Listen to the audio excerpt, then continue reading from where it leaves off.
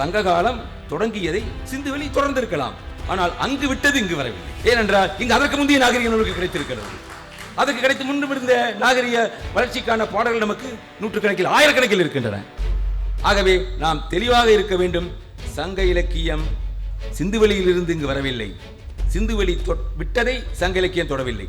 இங்கு தொடங்கியதை அவர்கள் தொடர்ந்திருக்கலாம். சங்க பாடல்கள் 3 நிலைகளை குறிக்கின்றன.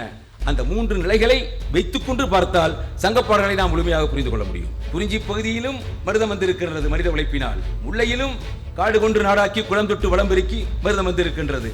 நெய்தலிலும் கடலோரங்களிலே இன்று தஞ்சை மாவட்டத்திலே இருக்கிற திருத்துறைப்பூண்டி போன்ற பகுதிகளிலே இருப்பது போல அங்கு வயல் நிலங்கள் வந்திருக்கின்றன. ஆகவே இயற்கை பிரிவு 3 தான், மனித உழைப்பினால் வந்ததுதான் மருதம். இப்பொழுது சங்க பாடல்கள் நீங்கள் 1000 வைக்கலாம், 2000 வைக்கலாம், 3000 வைக்கலாம் என்று போய்கொண்டிருக்கிறது அல்லவா? அந்த பண்பாடு ஏன் ஒரு பண்பாடாக ஒரு பழைய நாகரிகமாக இருக்கக்கூடாது? உங்கள் கட்டிடம் கிடைத்தால் தான் நாகரிகம் இருக்க வேண்டுமா? அல்லது கீழடியிலே கிடைத்த கட்டடம் தான் நம்மளுக்கு தொன்மை என்று எடுத்துக்கொள்ள வேண்டுமா? கட்டிடம் என்பது மட்டுமே, கட்டமைப்பு மட்டுமே ஒரு நாகரிகம் அல்ல.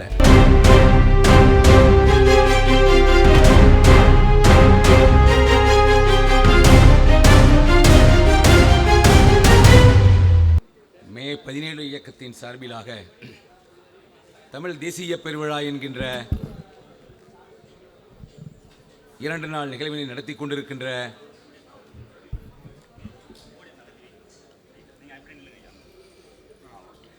இந்த கருத்தரங்கிலே வாய்ப்பினை பெற்றமைக்காக முதற்கண் நான் நன்றியை தெரிவித்துக் கொள்ள வேண்டும். அறிஞர் அவையம் என்கின்ற முதல் நிகழ்வாக பெருமதிப்பிற்குரிய மாநிலங்களவை உறுப்பினரும் மறுமலர்ச்சி திராவிட முன்னேற்றக் கழகத்தினுடைய பொதுச் செயலாளருமான வைகோ அவர்கள் அறிவுச் சுடரேற்றி வைத்து நிகழ்வினை தொடங்கி வைத்தார்கள். அவருடைய உணர்ச்சி பயமான அந்த உரையினை நாமெல்லாம் கேட்டு உற்சாகமடைந்திருக்கின்றோம். மாநாட்டை தொடங்கி வைத்து முன்னாள் அமைச்சர், முன்னாள் நாடாளுமன்ற உறுப்பினர், முன்னாள் சட்டப்பேரவை உறுப்பினர், இப்பொழுது வேலூர் தொழில்நுட்ப பல்கலைக்கழகத்தினுடைய வேந்தராக இருக்கின்ற கோ விஸ்வநாதன் அவர்கள் தன்னுடைய வரலாற்றில் நிகழ்ந்த நிகழ்வுகளையும் இணைத்து ஒரு அருமையான சொற்பொழிவினை நிகழ்த்தினார்கள். அதற்கு முன்னர் நாடாளுமன்ற உறுப்பினராகவும் மூத்த வழக்கறிஞருமாக இருக்கின்ற என்ஆர் இளங்கோ அவர்கள் தங்களுடைய அந்த இந்தி தொடர்பான மும்மொழி தொடர்பான கருத்துக்களை முன்வைத்து சென்றார்கள். இந்த நிகழ்வுக்கு தலைமை தாங்குகின்ற தோழர் பிரவீன்குமார் அவர்களே, வரவேற்புரை வழங்கிய தோழர் அசோக்குமார் அவர்களே,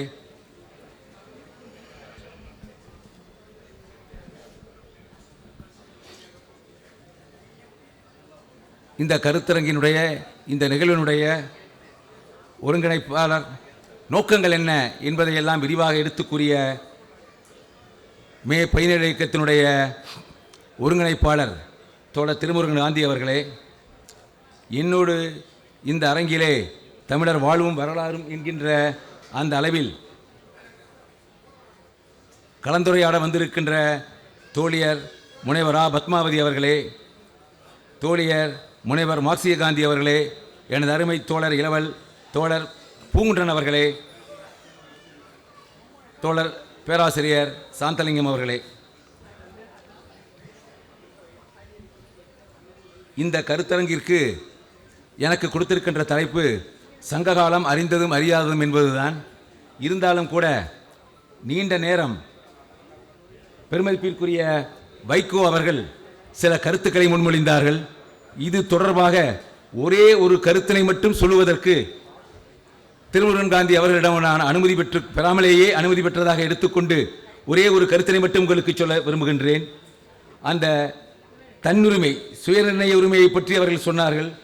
ஒவ்வொரு இனத்திற்கும் சுயநிர்ணயம் பெறுகின்ற உரிமை உண்டு என்பதை வலியுறுத்தி 10 லட்சம் மக்கள் தொகை இருக்கின்ற நாடுகளிலிருந்து கோடிக்கணக்கான மக்கள் இருக்கின்ற நாடுகளிலும் கூட அந்த தன்னுரிமை பெறுகின்ற உரிமை இருக்கிறது. வாக்கெடுப்பு மூலமாக அது நடைபெற்றது என்பதை அவர்கள் சொன்னார்கள்.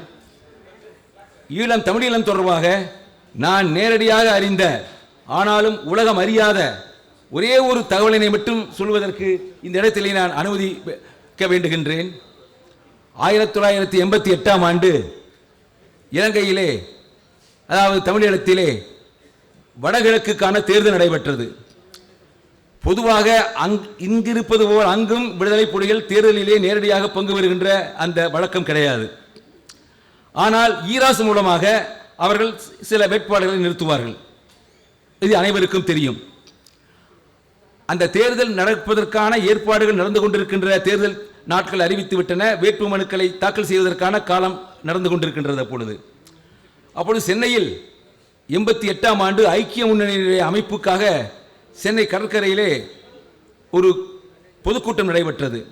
அதில் அனைத்து கட்சி என் டி ராமராவ் அவர்கள், ஆந்திர முதல்வராக இருந்த என் டி ராமராவ் அவர்கள், விபி சிங் அவர்கள், இந்திய கம்யூனிஸ்ட் கட்சியினுடைய பொதுச் செயலாளராக இருந்த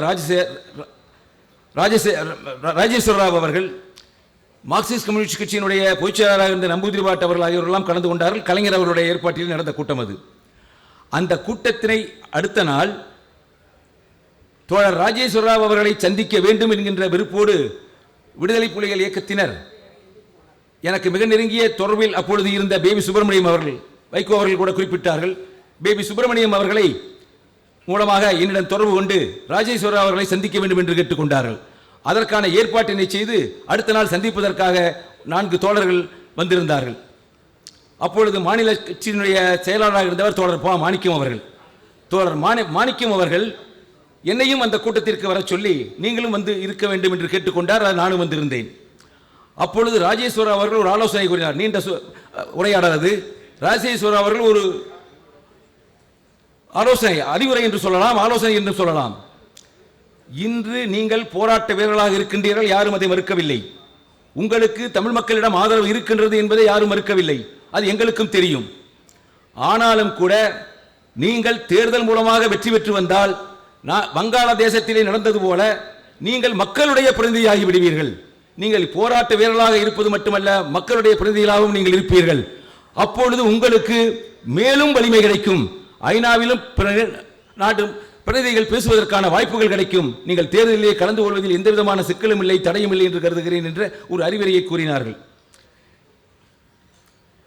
என்னுடைய அருமை நண்பரும் தோழருமான பேபி சுப்பிரமணியம் அவர்கள் என்னிடம் தெரிவித்த விவரங்களை வைத்துக் கொண்டு பார்க்கின்ற பொழுது அடுத்த சில நாட்களில் LTTE என்கின்ற அந்த விடுதலை புலிகள் ஒரு முடிவினை எடுத்து நேரடியாக அவர்கள் தலைவர்களை நிறுத்தாவிட்டாலும் கூட அவர்கள் யாரை எப்படி நிறுத்தி அவர்களை உறுப்பினர்களாக்க முடியும் என்று அவர்களுக்கு தெரியும். அந்த ஏற்பாட்டின்படி அவர்கள் சிலரை ஏற்பாடு செய்து தேர்தலிலே போட்டியிடுவதற்கான முயற்சிகளை மேற்கொண்டார்கள். ஆனால் இந்திய ராணுவத்திற்கு இது தெரிந்து அப்பொழுது அவர்கள் தடுத்து நிறுத்திவிட்டார்கள். இதுவும் நடந்தது. ஒரு தகவலுக்காக இதை நான் சொல்ல விரும்புகிறேன். அப்பொழுது அங்கு நடந்த அந்த தேர்தலில் ஈராஸ்தான் அங்கு அந்த தேர்தலிலே கலந்து கொண்டார்கள். அவர்களிலும் ஒரு 6-7 பேர் தான் வேட்பாளர் மனு தாக்கல் செய்ய முடிந்தது. இந்திய ராணுவம் மற்றவர்களெல்லாம் தடுத்து விட்டது. விடுதலை புலிகளுடைய சார்பில் போட்டியிடுவதாக இருந்த அந்த வேட்பாளர்கள் எல்லாம் அந்த வேட்பு மனுக்கள் தாக்கல் செய்கின்ற இடத்திற்கு செல்ல முடியாமல் தடுக்கப்பட்டார்கள் என்கின்ற அந்த உண்மையை, உலகுக்கு தெரியாத உண்மையை நான் இதை பற்றி சில குறிப்பாக ஜனசக்தி பத்திரிகையிலே நான் கட்டுரையில் எழுதியிருக்கின்றேன். ஆனால் இது வெளிப்படையாக இது நான் சொல்ல முடியாத விஷயமாக அல்லது சொல்ல வேண்டாம் என்று நினைத்துக் கொண்டிருக்கவில்லை. வாய்ப்பு இல்லாமல் இருந்திருக்கலாம். ஆனால் இன்று அந்த வாய்ப்பு வந்த ஏற்படுத்தி கொடுத்த என்னுடைய தலைவர் வைகோ அவர்களுக்கு நான் என்னுடைய நன்றியை தெரிவித்துக் கொள்கின்றேன். இது ஒரு நிகழ்ச்சி. இந்திய ராணுவம் தான், இந்திய அரசு தான், இந்தியா தான் விடுதலை புலிகள் மக்கள் பிரதிநிதிகளாக வெற்றி பெற முடியாமல் தடுத்தது. அதன் அடிப்படையில் பிறகு தேர்தல் நடந்தது. வைகுண்ட வரதராச பெருமாள் அவர்கள் முதலமைச்சர்கள் ஆனார்கள். இது ஒரு வரலாறு. இதை ஒரு தகவலுக்காக, ஒரு பதிவுக்காக இந்த இடத்திலே நான் பதிவு செய்ய விரும்புகின்றேன். அடுத்து இந்த நமக்கு இருக்கின்ற மே 17 இயக்கம் ஒரு கருத்தினை நம்முடைய ஒருங்கிணைப்பாளர் அவர்கள் தெளிவாக சொன்னார்கள். நாம் பண்பாட்டு தாக்கம் இப்பொழுது வந்து கொண்டிருக்கின்றது. இந்த பண்பாட்டு தாக்கத்தினை நாம் எப்படி எடுத்துக்கொள்ள வேண்டும் என்பதற்கு அடிப்படையாக நாம் பார்க்க வேண்டியது நம்முடைய வரலாற்றை நாம் தெரிந்து கொள்ள வேண்டும் என்பதுதான். இந்த தலைப்புகள் எல்லாம் திருமுருகன் காந்தி அவர்களிடம் கூட நான் சொன்னேன். சங்ககாலம், களப்பிரர் காலம், பல்லவர் காலம் என்று வருகிறது. இந்த அடுத்து விஜயநகர பேரரசு, மராத்தி, தொடக்க கால காலனியம். நமக்கு இதுவரை சொல்லப்பட்டிருக்கின்ற வரலாறு என்ன, சொல்லப்படாத வரலாறு என்ன, நாம் எந்த வரலாற்றினை தெரிந்து கொள்ள வேண்டும், அல்லது நாம் எப்படி நம்முடைய வரலாற்றை ஆழமாக பார்த்து எது நமக்கு தெரிந்திருக்க வேண்டும் என்பதை புரிந்து கொள்வதற்கு தான் இந்த கருத்தரங்க ஏற்பாடு என்று நினைக்கின்றேன். இதில் சொல்லப்பட்டிருக்கின்ற அனைத்து விவரங்களும் இதுவரை பாட புத்தகங்களில் இடம்பெற்றவை அல்ல. ஆய்வாளர்கள் ஒரு சிலர் எழுதியிருக்கின்றார்கள், ஆனால் மக்களிடம் அது சென்று சேரவில்லை. அதே போல வரலாற்று பாடமாக மாணவர்களிடம் சென்று சேரவில்லை. அதுதான் நமக்கு இருக்கின்ற சிக்கல். ஆய்வுகள் வந்து கொண்டிருக்கின்றன, புதிய தரவுகள் வந்து கொண்டிருக்கின்றன. இங்கு இருக்கின்ற பூங்குன்றனிலிருந்து, சாந்தலிங்கத்திலிருந்து, மார்க்சிய காந்தியிலிருந்து, பத்மாவதியிலிருந்து எல்லோரும் எழுதி கொண்டிருக்கின்றார்கள். ஆனால் ஏனோ தெரியவில்லை, இந்த ஆய்வுகள் எல்லாம் தனியாக ஒருபுறமும், பாடப்புத்தகங்களிலே நமக்கு சொல்லப்படுகின்ற, மக்களுக்கு சொல்லப்படுகின்ற விவரங்கள் எல்லாம் வேறாகவும் இருக்கின்றன. இதை எப்படி இணைப்பது என்பதுதான் இன்றைய சிக்கல். நாம் பண்பாட்டினை தெரிந்து கொள்ள முடியாத காரணத்தினால்தான் சில சிக்கல்களில் நாம் மாட்டிக்கொண்டிருக்கிறோம், தவறான புரிதல்களை வைத்துக் கொண்டிருக்கின்றோம். இந்த தவறான புரிதல்களை மாற்றிக்கொள்வதற்குத்தான் இந்த கருத்தரங்க ஏற்பாடுகள் நடந்திருக்கின்றன என்பதை அறிகின்ற பொழுது நான் உண்மையிலேயே மகிழ்ச்சி அடைகிறேன், பெருமைப்படுகிறேன். சங்க காலத்தை பொறுத்தும் அதேதான். சங்க காலத்தில் சங்க பாடல்களை பொறுத்தவரை சற்றேறக்குறை 2000 பாடல்களுக்கு மேல் இருக்கின்றன சங்க பாடல்கள். ஆனால் நம்ம சங்க பாடல்களை நாம் முழுமையாக உட்புகுந்து பார்த்து விட்டோமா என்றால் இல்லை என்று தான் சொல்ல வேண்டும். சிவத்தம்பி அவர்கள் ஒருமுறை சொன்னார்கள், நாம் இந்த சங்க பாடல்களுக்குள் நுழையவே இல்லை என்று சொன்னார்கள். நாம் சங்க பாடல்களை புரிந்து கொள்ளவில்லை. ஆனால் உலகில் எந்த நாட்டிலும், எந்த பண்பாட்டிலும், எந்த மொழியிலும், எந்த இனத்திலும் ஆயிரக்கணக்கான ஆண்டுகளுக்கு முன்பு எழுந்த ஆயிரக்கணக்கான பாடல்கள் பதிவாகவில்லை. இல்லை, நமக்கு கிடைக்கவில்லை, அல்லது உலகுக்கு கிடைக்கவில்லை. சீன பாடல்கள் 3000 இருப்பதாக சொல்லுவார்கள், அது ஒரு மரமாக சொல்லுவார்கள். சீன பாடல்கள், பழஞ்சீன பாடல்கள் 3000 என்று சொல்லுவார்கள். ஆனால் 300 பாடல்கள் அளவுக்குத்தான் கிடைத்திருக்கின்றன. ஆனால் நமக்கு 2000 பாடல்களுக்கு மேல் கிடைத்திருக்கின்றன. இந்த 2000 பாடல்களை நாம் இரண்டாக பிரித்து கொண்டோம். எப்படி பிரித்து கொண்டோம்? ஒரு பக்கம் காதல், வீரம். அகப்பாடல்கள் எல்லாம் காதல், புறப்பாடல்கள் எல்லாம் வீரம். இந்த அகத்துக்கும் புறத்துக்கும் அப்பாற்பட்ட கருத்துக்களை அந்த பாடல்கள் அடக்கிக் கொண்டிருக்கின்றன என்பதை நாம் வெளியில் சொல்லவே இல்லை. காதலாகத்தான் பார்த்தோம், வீரமாகத்தான் பார்த்தோம். அந்த வீரத்திற்கு இடையில் என்ன வளர்ச்சி வந்தது, காதல் என்பதற்கு இடையில் என்ன நிகழ்ச்சிகள் நடந்தன என்பதை நாம் ஆய்வு செய்யவே இல்லை. அதனால் நாம் இன்னும் அந்த காதல் வீரத்திற்குள் நாம் புகுந்து கொண்டே இருக்கின்றோம். உண்மையில் நீங்கள் பார்த்தால் சங்க பாடல்களை அனைத்து பாடல்களையும் கூட படிக்க வேண்டாம், ஒரு சில பாடல்களை படித்தால் கூட நமக்கு தெரியக்கூடியது என்னவென்றால், சங்க பாடல்களிலே 3 நிலைகள் இருப்பதை நாம் பார்க்கலாம். நாம் அறியாதது அறிந்தும் அறியாததும் என்று சொல்வது அதுதான். காதலும் வீரமுமாக அறிந்திருக்கிறோம், ஆனால் நாம் சங்க பாடலுடைய உணர்வுகளை நாம் எடுத்துக்கொள்ளவில்லை. சங்க பாடல்கள் 3 நிலைகளை குறிக்கின்றன. அந்த 3 நிலைகளை வைத்துக்கொண்டு பார்த்தால் சங்க பாடல்களை நாம் முழுமையாக புரிந்து கொள்ள முடியும். அவை ஒன்று, வரலாற்று வளர்ச்சிகளை நாம் பார்க்கின்ற பொழுது உணவு தேடும் நிலையில் இருக்கின்ற சங்க பாடல்கள் முதல் நிலை. அடுத்து உணவு தேடும் நிலையிலிருந்து உணவு உற்பத்தி, கேட்கலீங்களா சரியா? உணவு தேடும் நிலையிலிருந்து உணவு உற்பத்தி என்கின்ற நிலை வருகின்ற பொழுது, உணவு உற்பத்தி நிலை வருகின்ற பொழுது அடுத்து வன்புல உற்பத்தி, அதாவது புன்சை உற்பத்தி, திணை போன்ற பயிர்களை உற்பத்தி செய்கின்ற நிலை. அடுத்து மின்புல உற்பத்தி, மருதநில உற்பத்தி, மின்புல உற்பத்தி, நெல், கரும்பு போன்கின்ற பயிர்களை, வாழை போன்கின்ற பயிர்களை உற்பத்தியாகின்ற ஒரு நிலை. இந்த 3 நிலைகளுக்குள் எப்படி அந்த சமுதாயம் வளர்கின்ற பொழுது என்னென்ன உறவு மாற்றங்கள் ஏற்பட்டன, ஆண் பெண் உறவு மாற்றங்கள், இல்லம் என்பது எப்படி உருவாகிறது, அரசு எப்படி உருவாகிறது, இனக்குழுக்களாக இருந்தவர்கள் அரசு எப்படி அமைகிறது, அந்த அரசுகளுக்குள் இனக்குழுக்களே இருந்த போட்டிகள் என்ன, இந்த போட்டிகளிலே என்னென்ன மாற்றங்கள் வருகின்றன என்பதைத்தான் சங்க பாடல்கள் காட்டுகின்றன. இந்த 3 நிலைகளையும் வைத்துக்கொண்டு நீங்கள் பார்த்தால் என்னென்ன மாற்றங்கள், அது மனித உறவுகளாக இருந்தாலும் சரி, எதுவாக இருந்தாலும் எல்லா மாற்றங்களும் அதில் தெரியும். இன்னும் சொல்ல போனால், நாம் சங்க இலக்கியங்களை புரிந்து கொள்ள, சங்க இலக்கியம் என்பது சரியான சொல்லா என்று தெரியாது, புரிதலுக்காக நான் சங்க இலக்கியம் என்று சொல்லுகிறேன். இன்னும் பண்டை தமிழ் சமூகம் அல்லது பண்டைய கால பாடல்கள் என்று தான் நாம் சொல்ல வேண்டும். ஆனால் அதற்கான ஒரு பொதுவான பெயர் உருவாகாத காரணத்தினால் நான் சங்க காலம் என்பதை புரிதலுக்காக சொல்லுகின்றேன். இந்த சங்க பாடல்களை நீங்கள் எடுத்துக்கொண்டால் நாம் ஒரு உலகத்தில் இல்லாத எந்த நாட்டிலும் எந்த மொழியிலும் எந்த இனத்திலும் இல்லாத ஒரு கருத்து சங்க பாடல்களில் நாம் பார்க்கிறோம். அது உலகம் என்பது ஆண்டவனாலோ அல்லது வெளியே எங்கே இருக்கின்ற ஒரு ஆற்றலினாலோ படைக்கப்பட்டதல்ல. உலகம் என்பது ஐம்பொருளால் ஆனது.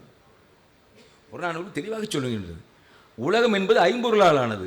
இந்த ஐம்பொருளால் ஆன உலகம் என்பதை நாம் புரிந்து கொண்டால் இதை வைத்துக்கொண்டு நீங்கள் நான் சொன்னேனே உணவு திரட்டும் நிலை, உணவு உற்பத்தி நிலை, அடுத்து வள உற்பத்தி நிலை என்று இதை நாம் பார்ப்பதற்கு சரியாக இருக்கும். அதே போல இன்னொன்றையும் நாம் நமக்கு பொது புத்தியிலே நமக்கு இருக்கின்ற அந்த இன்னொன்று 4 வகை நிலங்கள், 5 வகை நிலங்கள் என்று சொல்லுகிறார்கள், பாலையை சேர்த்து 4 வகை நிலங்கள் என்று சொல்லுகிறார்கள். அந்த 4 வகை நிலங்கள் என்று நீங்கள் எடுத்துக்கொண்டால் குறிஞ்சி மலையும் மலை சார்ந்த இடமும், நெய்தல் கடலும் கடல் சார்ந்த இடமும், முல்லை காடும் காடு சார்ந்த இடமும், மருதம் என்பது என்ன? வயலும் வயல் சார்ந்த இடமும். இது இயற்கை பிரிவா? மருதம் என்பது இயற்கை பிரிவா? இல்லை, மனித உழைப்பினால் உருவான பிரிவு அது. மனித உழைப்பினால். ஏனென்றால் குறிஞ்சி பகுதியிலும் மருதம் வந்திருக்கிறது மனித உழைப்பினால். முல்லையிலும் காடு கொன்று நாடாக்கி குளம் தொட்டு வளம் பெருக்கி மருதம் வந்திருக்கின்றது. நெய்தலிலும் கடலோரங்களிலே இன்று தஞ்சை மாவட்டத்திலே இருக்கிற திருத்துறைப்பூண்டி போன்ற பகுதிகளிலே இருப்பது போல அங்கு வயல் நிலங்கள் வந்திருக்கின்றன. ஆகவே இயற்கை பிரிவு 3 தான், மனித உழைப்பினால் வந்ததுதான் மருதம். இதை நாம் மனதில் ஏற்றிக்கொள்ள வேண்டும். அடுத்து விரிவாக எல்லாவற்றுக்கும் போகவில்லை. எனக்கு இருக்கிற குறுகிய காலத்திலே பலவற்றையும் சொல்ல வேண்டும் என்று நான் கருதுவதால் பொதுவாக நான் சொல்லிக்கொண்டே போகிறேன். அடுத்து நமக்கு இருக்கின்ற இன்னொரு சிக்கல் என்னவென்றால் இந்த காலத்தை பற்றி நாம் கவலைப்பட வேண்டாம் என்று சொல்லுவார்கள். காலம் என்ன? காலம் என்பது ஒரு பெரிய பொருட்டா? காலத்தை நாம் பார்த்து கொண்டிருக்க வேண்டும் என்கின்ற ஒரு கருத்தும் இருக்கின்றது. காலத்தை தெரிந்தால்தான், இதுவரை தொடக்க காலத்தில் சங்க பாடல்களை பொறுத்தவரை ஒரு கருத்து இருந்தது. ஒரு கிட்டத்தட்ட 60-70ஆம் ஆண்டு வரை கூட, இன்னும் 80களில் கூட என்று சொல்லலாம், கொடுமணல் ஆய்வு வருகின்ற வரை நாம் கிமு 300 கிபி 300 வரை இருப்பதுதான் சங்க காலம் என்று நினைத்துக் கொண்டிருந்தோம். இப்பொழுது அது மாறிவிட்டது. கொடுமணல் வந்தபோது கிபி 4ஆம் நூற்றாண்டாக இருக்கும் என்கின்ற ஒரு கருத்து முன்வைக்கப்பட்டது. அடுத்து பொருந்தலிலே நமக்கு நெல்மணிகள் கிடைத்தன, அங்குதான் எழுத்துக்களும் கிடைத்தன, இந்த பானைகளில் இருந்த எழுத்துக்களும் கிடைத்தன. அதை வைத்துக்கொண்டு அந்த இன்று சொல்லுகிறார்களே அந்த அறிவியல் முறையிலான அந்த முடிவுகள் கால ஆய்வை செய்கின்ற பொழுது கிமு 4090 என்று வந்தது அங்கு இருக்கிற நெல்மணிகள். அதுவும் தானாக முளைத்த நெல்மணிகள் அல்ல, உற்பத்தி செய்யப்பட்ட நெல்மணிகள். அதில் எழுத்துக்களும் இருந்தன. அதுவரை நாம் என்ன சொல்லிக் கொண்டிருந்தோம்? யாரோ சொன்ன கருத்துக்களை வைத்துக்கொண்டு இந்த பிராமி எழுத்துக்கள், அதெல்லாம் தமிழ் பிராமி என்கின்ற எழுத்தே அது ஒரு சிக்கல். அசோகர் பிராமி, அந்த அசோகர் பிராமி தான் எங்கேயோ செலவள எங்கே மைசூருக்கு வந்து, மைசூரிலிருந்து இங்கிருந்து அங்கு வந்தது என்று ஊர்களை பெயரை சொல்லி நம்மளை குழப்பிக் கொண்டிருந்தார்கள். ஆனால் அசோகருக்கு முன்னரே இங்கு எழுத்துக்கள் இருந்திருக்கின்றன என்பதை அந்த பொருந்தலிலே இருக்கின்ற ஆய்வுகள், ஏனால் நெல்மணிகள் இருந்தன, நெல்மணியுடைய காலம் உறுதிப்பட்டது. அங்கு அது பானையிலே இருந்தது, அந்த பானையிலே எழுத்துக்கள் இருந்தன. இவற்றை வைத்துக்கொண்டு தமிழ் எழுத்து என்று சொல்லுகிறோம். வேறு எந்த எழுத்துக்கு வேணாலும் நீங்கள் பெயர் சொல்லுங்கள், புது பெயர் வைத்துக் கொள்ளலாம். ஆனால் அது பிராமி இல்லை, தமிழ் பிராமி இல்லை என்று வைத்துக் கொள்ள. ஆக இங்கே இருக்கிறோம். ஆக காலத்தை பொறுத்தவரை நாம் 500க்கு வந்தோம். அடுத்து கீழடியிலே வந்த ஆய்வுக்கு பிறகு 6ஆம் நூற்றாண்டாக இருக்குமோ என்கின்ற ஒரு கருத்து வந்தது. இப்பொழுது அனைத்தையும் அடித்துவிட்டு இரும்பின் காலத்தை கண்டுபிடித்து விட்டார்கள். 2300 ஆண்டுகளுக்கு, கிமு 2300 ஆண்டுகளுக்கு முன்பு, கிபி அல்ல, சாரி மன்னிக்கவும் 3030 ஆண்டுகளுக்கு முன்பு என்று சொல்லிவிட்டார்கள். அதாவது இன்றிலிருந்து 5000 ஆண்டுகளுக்கு முன்பு. கிமு என்று நீங்கள் வைத்தால் 3000 ஆண்டுகளுக்கு முன்பு வந்துவிட்டு. அந்த இரும்பு கூட தாது பொருள்கள் அல்ல, அவை தாதுக்கள் அல்ல, இரும்பினால் உருவாக்கப்பட்ட கருவிகள் நமக்கு கிடைத்திருக்கின்றன. வாள் கிடைத்திருக்கின்றது, மண்வெட்டி கிடைத்திருக்கின்றது, குத்து கிடைத்திருக்கின்றது, வெவ்வேறு பொருள்கள் கிடைத்திருக்கின்றன. அவை உற்பத்திக்கு பயன்படக்கூடிய பொருள்களாக அவை இருக்கின்றன. ஆக ஒன்று இரும்பு கிடைத்திருக்கின்றது. அதற்கு முன்பு வரை என்ன நினைத்துக் கொண்டிருந்தோம் நாம்? அல்சின்ஸ் என்று நினைக்கின்றேன். கிமு 1000 ஆண்டுகளுக்கு முன்பு தான் இரும்பு தோன்றியது என்று நினைத்துக் கொண்டிருந்தோம். ஆனால் இங்கொழுது நமக்கு கிடைத்த அந்த சிவகலையிலும் ஆதிச்சநல்லூரிலும் இன்னொரு ஊர் என்ன அந்த ஊர்களிலே கிடைத்த அந்த இரும்பு தாதுக்களிலிருந்து நமக்கு கிடைத்த அந்த காலகட்டம் கிமு 3000. இப்பொழுதும் கிமு 3000 நமக்கு இரும்பு கிடைத்து விட்டது, இரும்பு கருவிகள் கிடைத்து விட்டன. அந்த காடு கொன்று நாடாக்கி என்பது மிந்தி எரித்துத்தான் காடுகளை அழிப்பார்கள். கருவிகளை வைத்து அழிக்கின்ற காலம் வந்துவிட்டது என்பதற்கு தான் அந்த பொருள் நமக்கு பயன்படுத்துகின்றன. அவர்கள் அதை பயன்படுத்தி தான் வேளாண்மை செய்திருக்கின்றார்கள். ஆகவே அடுத்த கட்டம் 3030 என்று வைத்துக் கொள்வோம். 3030, 33, 43 என்பதை பற்ற 3000 என்று வைத்துக் கொள்வோம். அந்த கிமு 3000 இங்கு உற்பத்தி தொடங்கிவிட்டது, உற்பத்தி நிலை வந்துவிட்டது. அடுத்தது நெல்மணிகள் கிடைத்ததை எடுத்துக்கொண்டு புதிதாக இப்பொழுது அண்மை காலமாக நடுவண் அரசு, ஒன்றிய அரசு நடத்திய அந்த அகழ்வாய்வுகள் எல்லாம் கிடைப்பதெல்லாம் ஆதிச்சநல்லூர் அறிக்கையே வரவில்லை. ஆனால் நம்முடைய இப்பொழுது தொழிலாளர்கள், தமிழக தொழிலாளர்கள் எல்லாம் தொழில் இருந்தவர்கள் தான். அவர்களோடு நான் நெருங்கி இருந்தவன் தான், அந்த துறையிலே இல்லை என்றாலும் நெருங்கி இருந்தவன் தான். இங்கு ஆய்வுகளை மேற்கொள்வதற்கான வாய்ப்புகள், சூழ்நிலைகள் அப்பொழுது எழவில்லை. ஆனால் இப்பொழுது உண்மையிலேயே சொல்கிறேன், இந்த அரசு ஆய்விலே, அகழ்வாய்விலே மிகவும் அக்கறை செலுத்துகிறது. ஆகவே இந்த புதிய ஆய்வுகளின்படி இப்பொழுது கிடைத்திருக்கின்ற அந்த அளவில் படி நெல்மணிகள் 1100 ஆண்டுகளுக்கு முன்பு இருக்கின்ற நெல்மணிகள் நமக்கு கிடைத்து விட்டன. அதுபோல எழுத்துக்களும் 1000 ஆண்டுகளுக்கு முற்பட்ட எழுத்துக்கள் நமக்கு கிடைத்திருக்கின்றன. ஆகவே நாம் காலத்தை பற்றி பார்க்கின்ற பொழுது ஒரு விவரத்தை தெரிந்து கொள்ள வேண்டும். அந்த நான் கருத்துக்கள் என்று சொன்னேன். என்ன பார்க்க வேண்டும் என்றால், கீழடியில் கூட நகர நாகரிகம் என்று சொல்லுகிறார்கள். அது நகர நாகரிகம் என்பதை ஒரு அளவுகோலாக நாம் வைத்துக் கொண்டு விட்டோம். அது ஒரு அளவுகோலாக வைத்துக் கொண்டு விட்டோம். நகர நாகரிகம் என்பதுதான் ஒரு நாகரிகத்தினுடைய மெசோப்பட்டோமியாவா நகர நாகரிகம், ஈப்தா நகர நாகரிகம், சிந்துவெளியா நகர நாகரிகம், சுமேரியாவா நகர நாகரிகம். ஆக ஒரு கட்டமைப்பு கிடைத்தால்தான் அந்த கட்டமைப்பு தான் நகர நாகரிகம் அல்லது பழமை நாகரிகம், பண்டைய நாகரிகம் என்று எடுத்துக்கொள்கிறோம். கட்டமைப்பு இல்லாமல் ஒரு பண்பாடு அளவில் நமக்கு அந்த நான் சொன்னேனே, இந்த சங்கப்பாடல்களில் இருக்கின்ற அந்த பண்பாட்டு வெளிப்பாடுகள், இப்பொழுது சங்கப்பாடல்கள் நீங்கள் 1000 வைக்கலாம், 2000 வைக்கலாம், 3000 வைக்கலாம் என்று போய்கொண்டிருக்கிறது அல்லவா? அந்த பண்பாடு ஏன் ஒரு பண்பாடாக, ஒரு பழைய நாகரிகமாக இருக்கக்கூடாது? உங்களுக்கு கட்டிடம் கிடைத்தால் தான் நாகரிகம் இருக்க வேண்டுமா? அல்லது கீழடியிலே கிடைத்த கட்டடம் தான் நம்மளுக்கு தொன்மை என்று எடுத்துக்கொள்ள வேண்டுமா? கட்டிடம் என்பது மட்டுமே, கட்டமைப்பு மட்டுமே ஒரு நாகரிகம் அல்ல. இந்த மக்கள் என்ன பண்பாட்டோடு வாழ்ந்தார்கள், அவர்கள் என்ன பின்பலத்தோடு அவர்கள் உருவாக்கினார்கள் என்பதைத்தான் நாம் பண்பாடாக எடுத்துக்கொள்ள வேண்டும். இதை வைத்துக் கொண்டு பார்க்கின்ற பொழுது தமிழகத்திலே கட்டிடங்கள் இல்லை, கட்டிடங்கள் அகழ்வாய்விலே கிடைக்கவில்லை. இன்னும் அகழ்வாய்வு செய்து கொண்டிருக்கின்றார்கள். அடுத்த அகழ்வாய்விலே அவையெல்லாம் கிடைக்கலாம். கிடைக்காமல் போனாலும் அதை பற்றி ஒன்றுமில்லை. ஏனென்றால் இங்கு இருக்கின்ற சூழல் வேறு. ஏனென்றால் இங்கு இது ஒரு வெப்ப நாடு. வெப்ப நாடிலே கட்டிடம் இல்லாமல் கூட அந்த அவர்கள் குடிசையிலே கூட வாழ்ந்திருக்கலாம். ஆனால் ஒரு பண்பாட்டை அவர்கள் உருவாக்கி இருக்கின்றார்கள் என்பதுதான் நமக்கு முக்கியம். அங்கு என்ன நடந்தது என்று தெரியாது. சிந்துவெளி நாகரிகம் இருந்தது, கட்டிடங்கள் கிடைத்திருக்கின்றன, ஒரு சில குறிப்புகள் இருக்கின்றன, முந்தைய மேய்ச்சல் நில பகுதிகள் இருந்திருக்கலாம் என்பதற்கான சில குறிப்புகள் கிடைத்திருக்கின்றன. ஆனால் இந்த பாடல்களில் விட மனித மன உணர்வுகள் வெளிப்படவில்லை, எங்கும் வெளிப்படவில்லை. இந்த மனித மன உணர்வுகள் வெளிப்படுகின்ற அளவிற்கு மனித நாகரிகம் பெற்றிருக்கின்றான் என்றால் அது என்ன பண்பாடா இல்லையா? ஆக இந்த கட்டிடம்தான் பண்பாடு என்பதை நாம் மறந்துவிட்டு மக்கள் எப்படி வாழ்ந்தார்கள், அவர்கள் என்ன செய்தார்கள் என்பதை நாம் எடுத்துக்கொள்வதுதான் பண்பாடு என்று நாம் எடுத்துக்கொள்ள வேண்டும். ஆகவே இந்த பின்புலத்தில் தான் நாம் சங்க இலக்கியங்களை பார்க்க வேண்டும் என்பதற்காக இந்த விவரங்களை நான் சொல்ல கடமைப்பட்டிருக்கின்றேன். அடுத்து இன்னொன்றையும் நாம் பார்க்க வேண்டும்.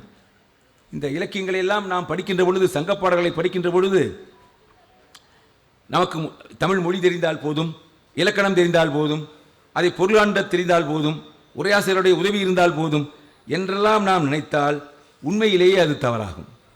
நாம் பார்க்க வேண்டியது சங்க இலக்கியத்தை, மனித மன உணர்வுகள் எப்படி அங்கு வெளிப்படுகின்றன என்பதைத்தான் பார்க்க வேண்டும். அதற்கு நமக்கு மெய்யியல் தெரிந்திருக்க வேண்டும், மானிடவியல் தெரிந்திருக்க வேண்டும், சமூகவியல் தெரிந்திருக்க வேண்டும். இவையெல்லாம் தெரிந்திருந்தால்தான் நான் தள்ளி போயிடுறேன். இவை அனைத்தும் தெரிந்திருந்தால்தான் அந்த உளவியல் தெரிந்திருக்க வேண்டும். அந்த ஒரு பெண், எடுத்துக்காட்டாக சொல்லுகிறேன், ஒரு பெண் நேற்று வந்து நம்மோடு தொடர்பு கொண்ட ஆண் அந்த தலைவன் என்று நீங்கள் வைத்துக் கொள்ளலாம். ஏனென்றால் உரையாசிரியர்கள் தலைவன் என்று குறிப்பிடுகிறார்கள். புரிவதற்காக நான் தலைவன் என்று சொல்கிறேன். ஒரு ஆண் ஒரு பெண் தான் தலைவன், தலைவி எல்லாம் கிடையாது. அந்த தலைவன் நேற்று வந்தான், போய்விட்டான், அவன் எந்த மலையில் இருக்கிறான் என்று தெரியவில்லை என்று சொல்லுகிறாள். உடனே உரையாசிரியர்கள் எழுதுகிறார்கள், தலைவன் பின்னிற்க தோழி வரைவு கடாவினார், அவனை வீரவேல் வந்து திருமணம் செய்து கொள் என்று சொன்னார் என்று சொல்லிருக்கிறது. வந்தான், தொடர்பு கொண்டான், சென்று விட்டான் என்பதை அந்த பாடல்கள் காட்டுகின்ற உணர்வு, அவன் கைவிட்டு சென்றானா என்கின்ற அந்த உணர்வை உளவியல் தான் காட்டும், சமூகவியல் தான் காட்டும், அதை மானிடவியல் தான் காட்டும். ஆகவே மானிடவியல் அறிவில்லாமல், சமூகவியல் அறிவில்லாமல், அல்லது அந்த புரிதல் இல்லாமல், உளவியல் புரிதல் இல்லாமல் நாம் சங்கப்பாடல்களை பார்த்தால் சங்கப்பாடல்களை நாம் புரிந்து கொள்ளவே முடியாது. சங்கப்பாடல்களுடைய ஒவ்வொரு வரியும் 1000 கருத்துக்களை சொல்லுவனவாக இருக்கின்றன. அவற்றை நாம் எப்படி புரிந்து கொள்ள வேண்டும்? அந்த பாடல்களில் இருக்கின்ற உணர்வுகளை நாம் எடுத்துக்கொள்ள வேண்டும். அந்த உணர்வுகளை எடுத்துக்கொள்வதற்கு இந்த வளர்ச்சி நிலைகள் தான் நமக்கு பயன்படும். அந்த வளர்ச்சி நிலைகளை புரிந்து கொண்டால்தான் நாம் உணர்வுகளை நாம் புரிந்து கொள்ள வேண்டும். அடுத்து நமக்கு இந்த உரையாசிரியர்கள் வழியாக நாம் சங்க இலக்கியங்களை படிப்போம், தவறில்லை. உரையாசிரியர்களை நம்பி படிக்க வேண்டாம். நீங்கள் உரையாசிரியர்களை நம்பி படித்தால் முழுமையான கருத்து கிடைக்காது. அந்த சொல்லுக்கு என்ன பொருள் என்பதற்காக நீங்கள் உரையாசிரியர்களை பாருங்கள், வேண்டாம் என்று சொல்லவில்லை. அந்த ஒரு வரிக்கு கூட நீங்கள் உரையாசிரியர்களை பாருங்கள், தவறில்லை. ஆனால் உரையாசிரியர்களுக்கு அப்பால் அல்லது தொல்காப்பியர் சொல்லியிருக்கின்ற அந்த இலக்கணங்கள் இருக்கின்றனவே, அவற்றையும் நீங்கள் புரிதலுக்காக வைத்துக் கொள்ளலாம். ஆனால் அதை மட்டும் முடிவுக்கு வரக்கூடாது. நீங்கள் அந்த பாடல் வரிகளிலே சொற்கள் என்ன பொருளை தருகின்றன, வரிகள் என்ன நிகழ்வை சொல்லுகின்றன என்பதை வைத்துக்கொண்டு நாம் சங்க பாடல்களை பார்க்க வேண்டும். அப்படி பார்த்தால்தான் நாம் சங்க பாடல்களை நாம் புரிந்து கொள்பவர்களாகும். இல்லாவிட்டால் சங்க பாடல்களை நாம் புரிந்து கொள்ளவே முடியாது. சங்க பாடல்களுக்கு உரையாசிரியர்கள் எழுதியதுதான் உறுதியான பொருள் என்று எடுத்துக்கொண்டால் சங்க பாடல்கள் நமக்கு அகப்படாது, நம் மனதுக்குள் போகாது. அடுத்து அந்த அடிக்குறிப்பு இருக்கிறதே, அடிக்குறிப்பையும் நீங்கள் தேவைக்கு தகுந்த வேண்டுமானாலும் எடுத்துக்கொள்ளுங்கள். வேள்விகள் செய்ததாக கீழே வரும், ஆனால் அந்த பாடலிலே வேள்வி பற்றி இருக்காது. மதுரை காஞ்சியிலே வேள்வி செய்ததாக இல்லை, ஆனால் வேள்வி செய்ததாக முடிவு எழுதுகிறார்கள். ஆகவே வேள்வி என்பது என்ன வேள்வி என்று பாருங்கள், களவேள்வியா அல்லது மரக்கலை வேள்வியா அறக்கலை வேள்வியா என்பதை பாருங்கள். இதையெல்லாம் நாம் பார்க்க வேண்டும். ஆகவே உரையாசிரியருடைய முழுமையான கருத்துக்களை நாம் எடுத்துக்கொள்ள வேண்டிய தேவையில்லை. அதற்கு மாறாக பொருளை புரிந்து கொண்டு பாடல்களை நாம் புரிந்து கொள்ள, சொற்களுக்கும் வரிகளுக்கும் என்ன பொருள்கள் வந்திருக்கின்றன என்பதை மட்டும் வைத்துக்கொண்டு நீங்கள் பார்த்து கொண்டிருந்தால் நமக்கான முழுமையான பொருள் கிடைக்கும். அடுத்து வளர்ச்சி நிலையினை நாம் புரிந்து கொள்ள வேண்டும். கீழடியவே எடுத்துக்கொள்வோம். கீழடியிலே கட்டிடங்கள் கிடைத்திருக்கின்றன. உடனே அந்த கட்டிடங்கள் 6ஆம் நூற்றாண்டு என்று சொல்லிவிட்டார்கள். இப்பொழுது நமக்கு அடுத்து இன்று நிலைமை மாறிவிட்டது. ஏனென்றால் இரும்பு காலத்தை 3000 கொண்டு சென்று விட்டோம். அந்த கட்டிடம் உருவாகின்ற அந்த பின்னணிக்கு எவ்வளவு காலம் பிடித்திருக்கும்? குறிஞ்சி நிலத்திலே இருந்து அடுத்த கட்ட மருதநிலம் மனிதனால் உருவாக்கப்பட்டது என்று சொல்கிறோம். அந்த மருதநில பாடலுடைய அந்த சமூக ஒழுகலாறுகளிலிருந்து வெறும் நான் மருதம் அல்லது குறிஞ்சி அல்லது நெய்தல் என்று நான் சொல்லிவிடவில்லை. இது மருத நிலைக்கு வளர்ச்சி அடைந்திருக்க வேண்டும் என்றால் அந்த அதால் தான் நான் திரும்ப சொல்கிறேன், உணவு திரட்டும் நிலையிலிருந்து உணவு உற்பத்தியிலும் வள உற்பத்தி என்று பிரித்து சொல்வதற்கெல்லாம் காரணம் அந்த வேறுபாடு. இந்த குறிஞ்சி நிலத்திலே இருக்கின்ற உற்பத்தி முறையிலிருந்து வள உற்பத்தி நிலைக்கு வளர்வதற்கான காலம் ஆயிரக்கணக்கான ஆண்டுகள் என்று ஆயிருக்குமா? அதை நீங்கள் கணக்கில் கொள்ள வேண்டும். ஆக கிடைத்த காலம் நமக்கு கிடைத்திருக்கிறது கட்டிடம். ஆகவே கட்டிடம் என்பது சங்க காலம் என்பது 6ஆம் நூற்றாண்டு இல்லை. அந்த கட்டிட வளர்ச்சி வருவதற்கான பின்புலத்தை, அந்த நுட்பத்தை, அந்த அறிவை எத்தனை நூற்றாண்டுகள் அவர்கள் பெற்றிருக்க வேண்டும்? அத்தனை நூற்றாண்டுகள் கழித்துத்தானே அவர்கள் அந்த கட்டிடம் கட்டுவதற்கு வந்திருக்க வேண்டும். அத்தனை நூற்றாண்டு கழித்துத்தானே அவர்கள் மருதநிலத்திற்கு வந்திருக்க வேண்டும். ஆக இந்த வளர்ச்சி நிலையில் நாம் இருக்கின்ற அறிவியல் முறையில் இந்த வளர்ச்சிக்கு என்னென்ன கட்டங்கள் நம்மளுக்கு வந்திருக்க வேண்டும், அதை வைத்துக்கொண்டு நாம் இந்த பாடல்களை நாம் ஆய்வு செய்ய வேண்டும். ஒரே கட்டத்திலே 4 நிலங்களும் இருந்திருக்கலாம், ஒரு கட்டத்தினுடைய வளர்ச்சியாகவும் இருந்திருக்கலாம். ஆனால் பரவலான அந்த ஒரு வளர்ச்சி நிலைக்கு வருவதற்கான கால எல்லை நூற்றுக்கணக்கான ஆண்டுகளாக இருக்க முடியும் என்பதை மனதில் வைத்துக் கொண்டு நாம் இவற்றை ஆராய்ந்தால்தான் நாம் அடுத்த கட்டத்திற்கு போக முடியும். இன்னொன்று நமக்கு சொல்லுகின்றது, நான் இடையிலே அதை விட்டுவிடக்கூடாது என்பதற்காக இடையும் சொல்லிவிடுகின்றேன். இப்பொழுது அதாவது மிகவும் பரவலாக ஒரு கருத்து ஓடிக்கொண்டிருக்கின்றது. சிந்துவெளி விட்டதும் சங்ககாலம் தொட்டதும். அதையும் நான் சொல்லிவிட வேண்டும், என்றால் நான் அதை விட்டுவிடக்கூடாது. அதாவது சங்க காலத்திலே நமக்கு நான் 2-3 முறை சொல்லிவிட்டேன், இருந்தாலும் திருப்பி சொல்லுகிறேன். உணவு உற்பத்தி நிலையிலிருந்து, உணவு திரட்டும் நிலையிலிருந்து புன்சை உற்பத்திக்கு வந்து, அதற்கு பிறகு நன்சை உற்பத்திக்கு வந்து, அதற்கு பிறகு வட உற்பத்திக்கு அதுக்கு அடுத்தடுத்த முன்னேற்றங்கள் எல்லாம் ஏற்பட்டு விட்டன.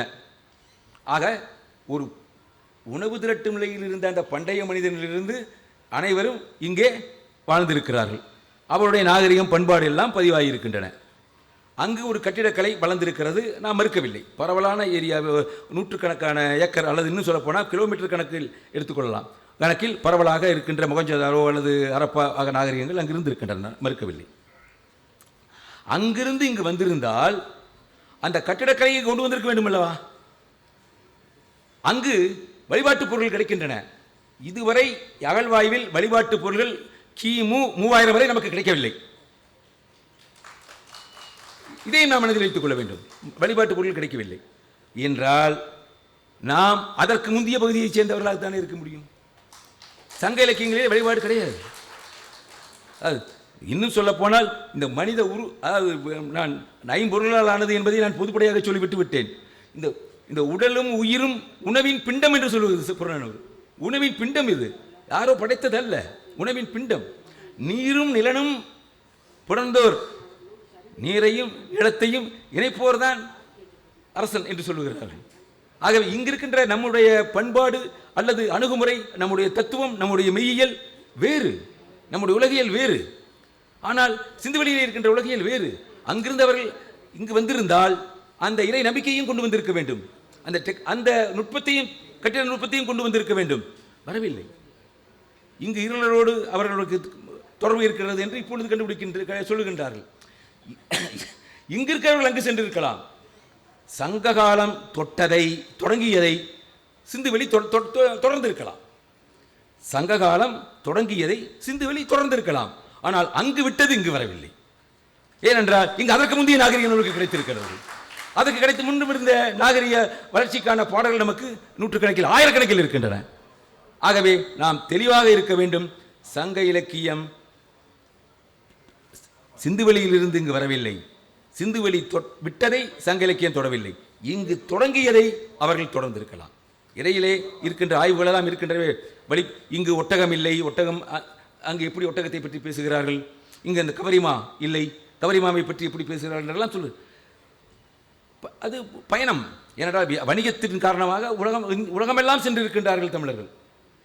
எங்கெங்கிருந்து அவர்கள் நினைவுகளை இங்கு பதிவு செய்திருக்கலாம். 1-2 பாடல்கள் நினைவுகளை பதிவு செய்திருக்கலாம். ஆனால் முழுமையான நாகரிகமோ அல்லது கலாச்சாரமோ இங்கு வரவில்லை.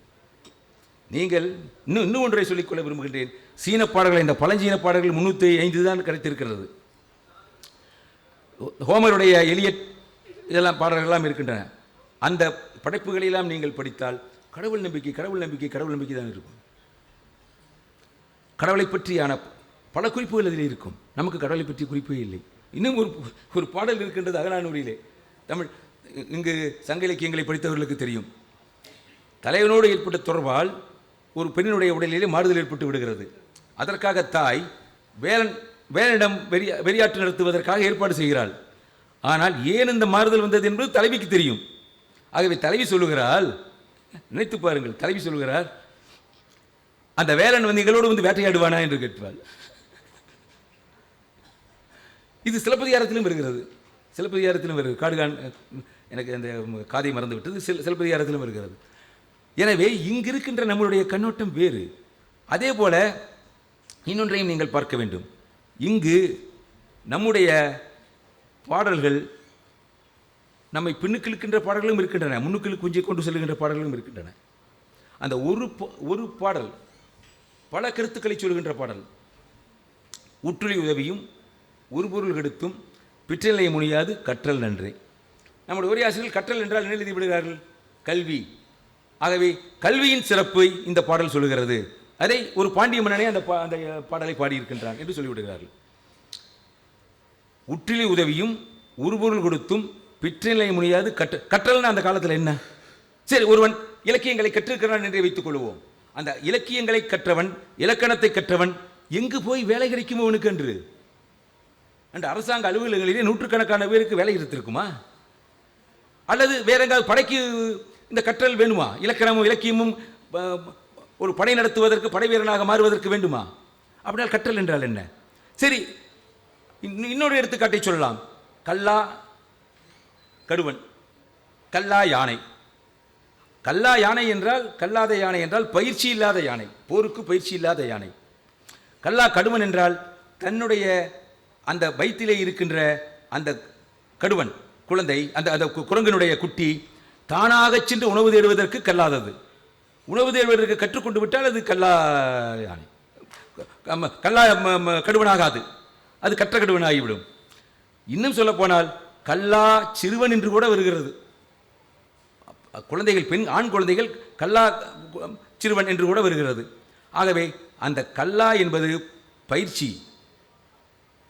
அன்று என்ன பயிற்சி? உழவு தொழிலுக்கான நுட்பம். அதுதான் மாறுதல். ஒன்று போர் தொழில்நுட்பம் அல்லது போர் தொழில்நுட்பம் கற்றுத்தர வேண்டியதில்லை. ஏனென்றால் வேட்டையில் இருக்கின்ற அந்த சமூகத்திற்கு, அந்த இனத்திற்கு அது இயல்பானது. அது நாம் யாரும் சொல்லிக் கொடுக்க வேண்டியதில்லை. வேட்டைக்கு சொல்லிக் கொடுக்க வேண்டுமா? நாம் சொல்லிக் கொடுக்க வேண்டியதில்லை. அடுத்து இன்னொரு பாடலும் வருகிறது. நாம் சங்க இலக்கியத்தை புரிந்து கொள்வதற்காக சொல்லுகிறேன். இன்னொரு பாடலும் வருகிறது. அந்த வேளாண்மையிலே ஈடுபட்ட மக்கள், அந்த அவரை வெற்றி பெற்றவர்கள் அந்த பாதுகாப்பை, அவர்களுக்கான காவலை ஏற்றுக்கொண்டதால் இவர்கள் வில்வித்தையை கூட அவர்கள் மறந்து விட்டார்கள் என்று சங்க இலக்கியத்திலே பாடல் வருகிறது. வில்வித்தையை அவர்கள் மறந்து விட்டார்கள். ஏனென்றால் அவர்களை பாதுகாப்பதற்காக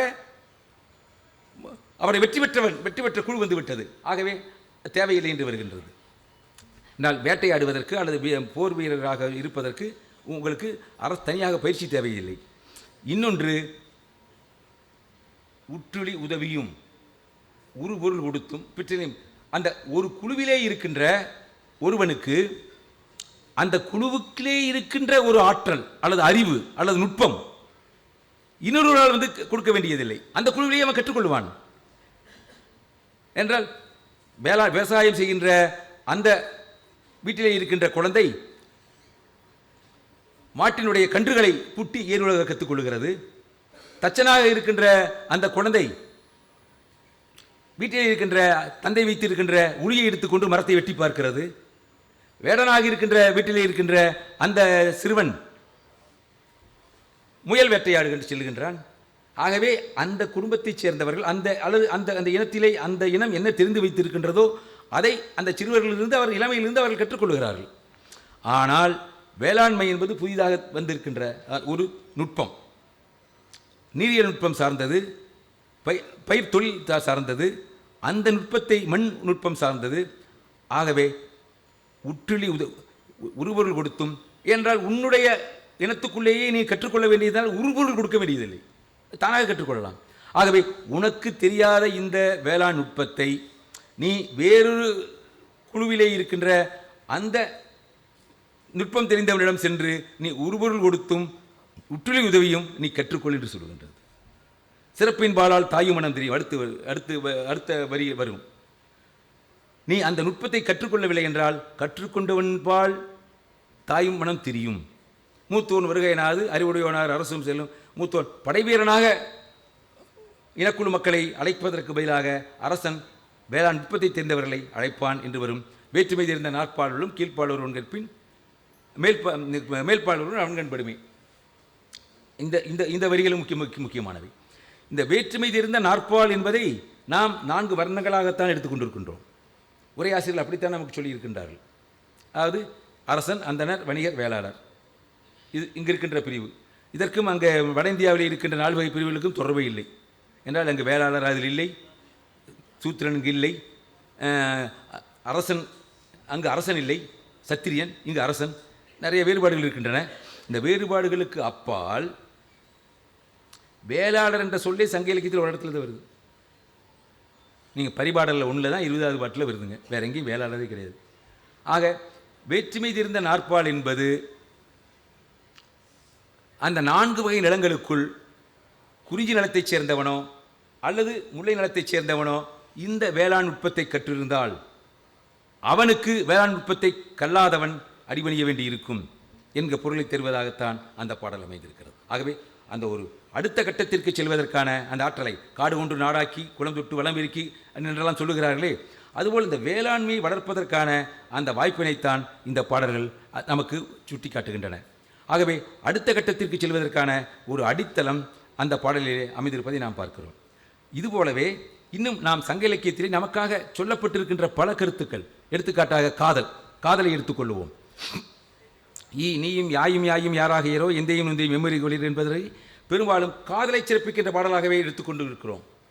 ஒரு இனக்குழு சமுதாயத்தில் அந்த இனக்குழுவோடு குருதி உறவு இல்லாத ஒரு குழுவைச் சேர்ந்த ஒரு ஆண் அல்லது பெண் உறவு கொள்ள முடியுமா? அல்லது காதல் தான் பெற முடியுமா?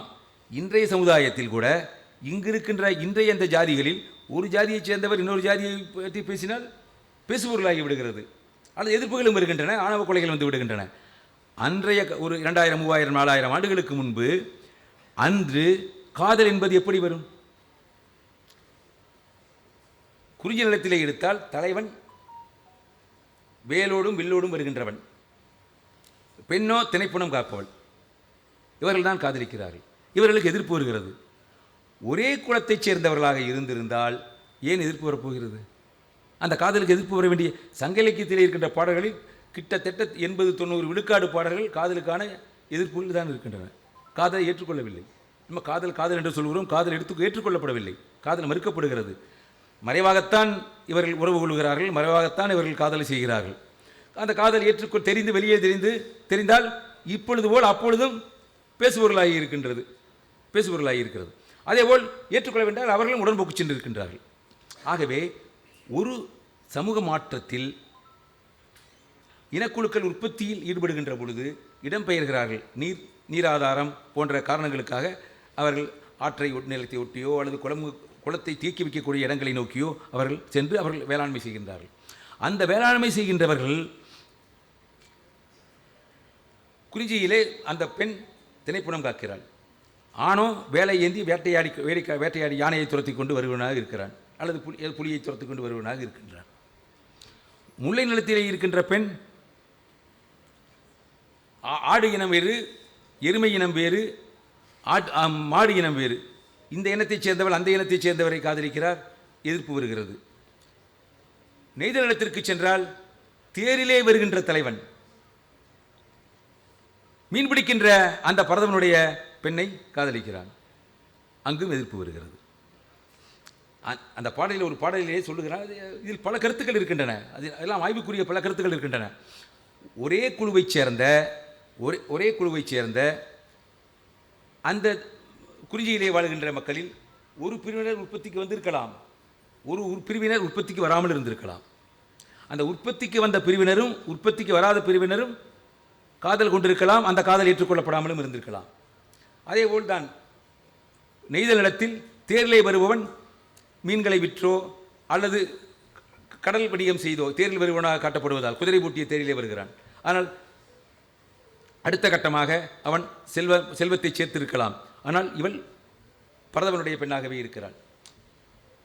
இதை அந்த சமூகம் ஏற்றுக்கொள்ளவில்லை.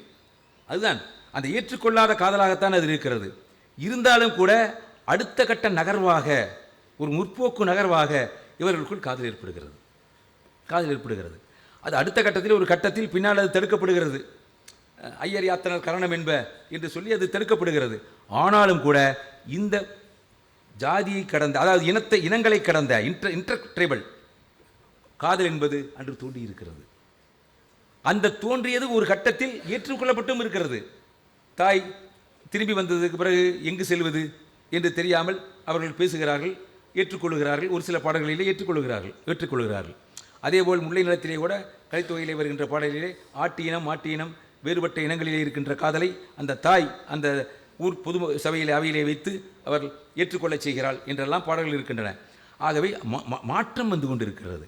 இந்த மாற்றத்திலும் இன்னொரு பொருளை நாம் பார்க்க வேண்டும். நாம் சங்க இலக்கியத்தை எப்படி பார்க்க வேண்டும் என்பதற்காக மட்டும்தான் நான் பேசிக்கொண்டு போகிறேன், இன்னும் விரிவாக நான் பேசிக்கொண்டு போகவில்லை.